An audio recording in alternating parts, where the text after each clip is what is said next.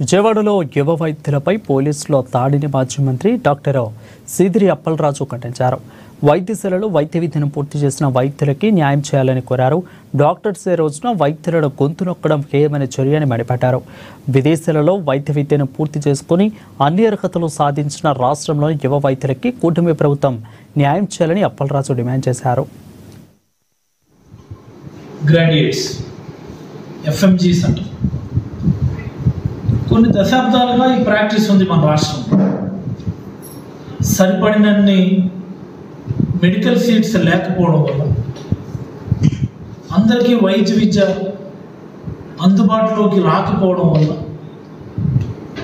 చాలినన్ని ప్రభుత్వ వైద్య కళాశాలలు ఈ రాష్ట్రంలో లేకపోవడం వల్ల, మరి ఉన్నటువంటి ప్రైవేట్ మెడికల్ కాలేజీల్లో మెడికల్ ఎడ్యుకేషన్ అనేది చాలా కాస్ట్లీ అయిపోవడం వల్ల, please mark my word, private medical colleges in Andhra Pradesh medical education so costly. Majority of the